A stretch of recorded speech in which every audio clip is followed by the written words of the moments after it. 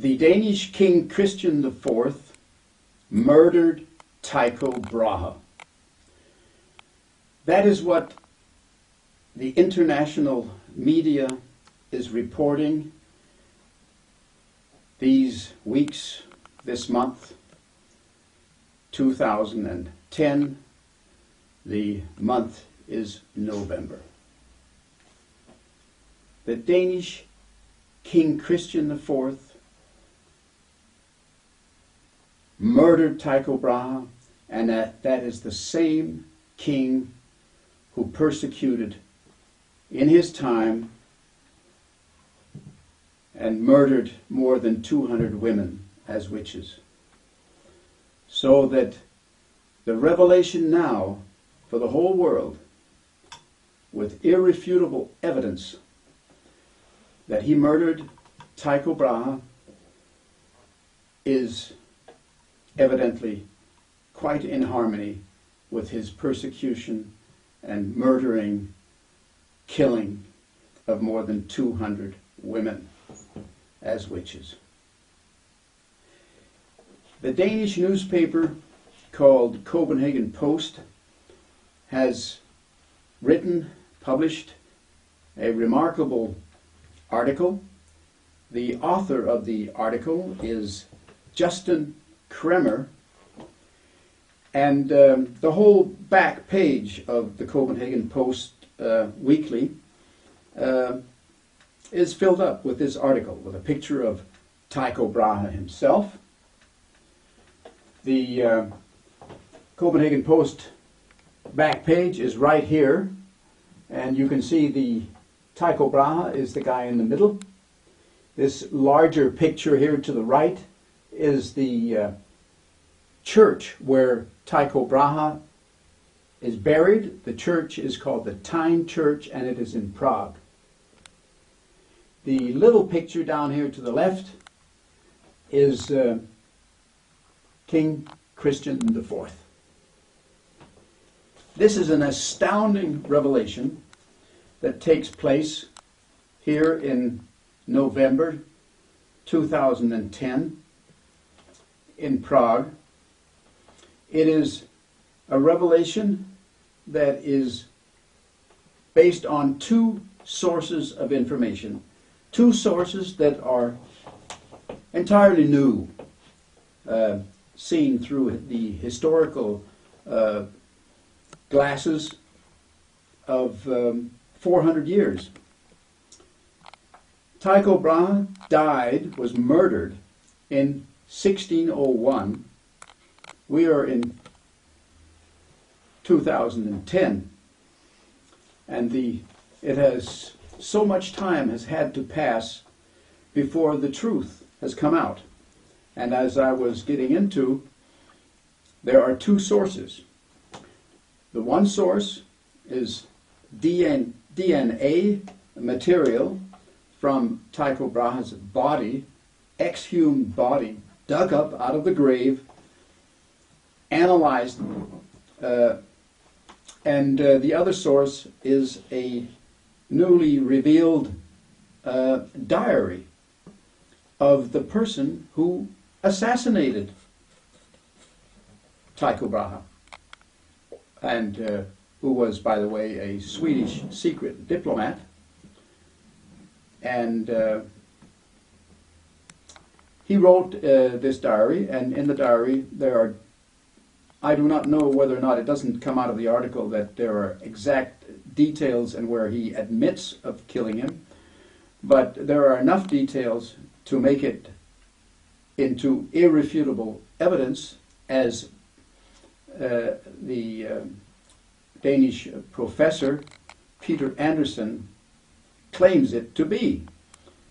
Professor Andersen is a professor, an expert in Renaissance and medieval Europe, Germany, Scandinavia, and he is teaching today at the Strasbourg University in France. So those are the two sources of evidence that has come out, the diary by Eric, the secret diplomat, Eric Brahe, who has the same surname as Brahe himself, which is astounding. I'll get into that story a little later, which is quite amazing. And the DNA material. Anyway, the media all over the world has covered this story, these new revelations. But to me, I've not seen all of them, of course not. But the Danish Copenhagen Post has one of the best articles I've seen. The Danish newspapers are simply not reporting all the facts, all of the things that are coming out, especially the harsh criticism of Denmark, especially by the professor Peter Andersen. And then there's the Copenhagen Post, and there's on the internet you can find Der Spiegel, the German English edition of Der Spiegel. They have an article on all of this, and there are facts coming that they bring out that even the Copenhagen Post has not got hold of. But I'll get into a little bit of that a little later. And anyway, the Danish article, Copenhagen Post, starts by saying, they have a title called "Digging Up the Truth on Astronomer Tycho Brahe's Death," which is another way of saying that King Christian IV murdered Tycho Brahe. 4 centuries after his death, the astronomer's remains are dug up, and then the newspaper asks, "Will the Danes like what is found?" And the paper answers, "Probably not. Most likely not, because it's very harsh." Scientists have reopened the grave of the astronomer Tycho Brahe. Tycho Brahe, as most people know, was an astronomer, but maybe everyone doesn't know that he also was an alchemist. And he was one of the brightest scientists of the Renaissance. And one of his great discoveries, probably one of the first great discovery that he made, was in 1572 when he detected a new star in the constellation. And I guess most people have heard of Cassiopeia. Cassiopeia is the star constellation that he detected, the first one to do so. And at this time, this was a shocking discovery. He was the first person to describe a supernova. And how was he able to do this? He actually was able to do this because he built the instruments that he used. He built them himself. How many astronomers today build their own instruments? Or anything similar to this? He built the observatories. He built the best observatory in Europe. And this was on an island called Veen, and the observatory he called Uraniborg Observatory, which was the best in Europe. Brahe also had an apparent appetite for life. He was an alchemist, he was an astronomer, he was many different things. And like the great personages of his time, like Goethe, the great German philosopher, scientist, he was engaged in every possible cultural activity of what he felt to be was important. And this was very common among great personalities of his time. Francis Bacon was also one of these persons. Anyway, A person, a scientist like him, was also interested in social life. And social life, he did indeed participate in. He liked to drink, he liked to eat, he liked to dance. He was a man of the world. So much so that maybe he even fell into a trap with looking back with hind eyes. Maybe he did.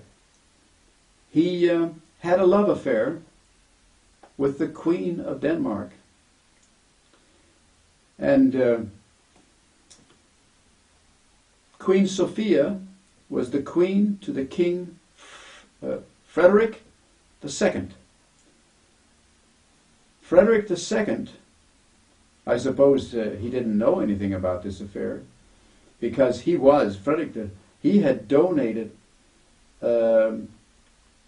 everything that money-wise financed completely his Renaissance astronomy and all, his great work for years and years.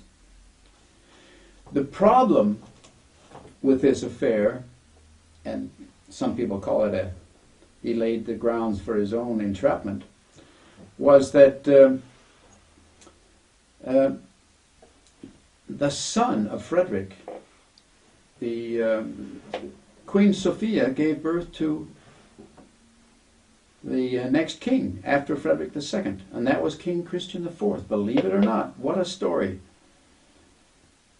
Tycho Brahe had a love affair with the Queen, whose son, King Christian IV, later swore to make revenge on Tycho Brahe. And that is evidently exactly what he did, resulting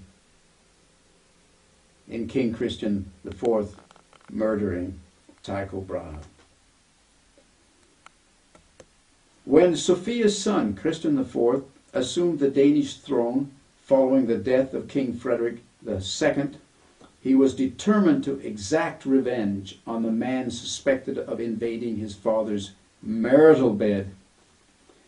The young king deprived Brahe of his property and ordered Uraniborg, the place where all of his instruments, his astronomical instruments and the observatory were, and all of this to be torn down. The astronomer fled, Tycho Brahe fled to Germany, never to return. And the article doesn't say it exactly, but to me it's between the lines of this article. I get the impression that Tycho Brahe rejected being a Danish citizen forever. He rejected it.